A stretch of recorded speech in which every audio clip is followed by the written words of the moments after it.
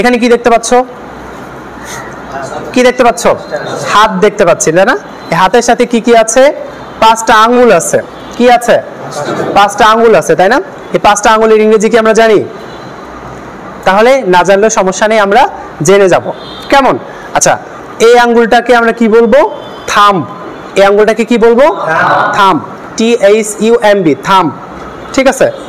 এই আঙ্গুলটিকে বলা হয় কি? ইন্ডেক্স। এই আঙ্গুলটিকে কি বলা হয়? ইন্ডেক্স।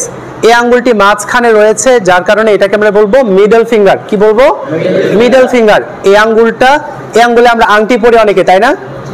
যেহেতু আংটির ইংরেজি রিং, এই আঙ্গুলটার নাম হচ্ছে রিং ফিঙ্গার্স। কি বলবো? Ring finger.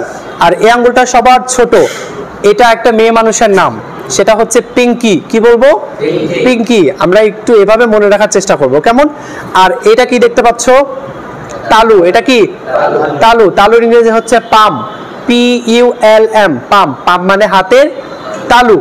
আর এটা কি দেখতে পাচ্ছ? হাতের কবজি। হাতের কবজির ইংরেজি হচ্ছে রিস্ট। হাতের কবজির ইংরেজি রিস্ট। কথা মনে থাকবে?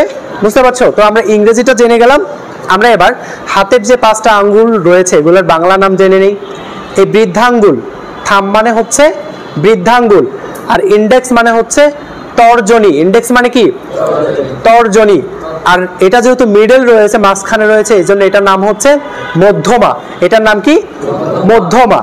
আর এই আঙ্গুলে যেহেতু আমরা আংটি পরি, আর এই আঙ্গুলেরও একটা নাম আছে, সেটা মেয়ে মানুষের নাম, সেটা হচ্ছে অনামিকা। কি বলবো? অনামিকা। কি মেয়ে মানুষের নাম হয় না? হয়।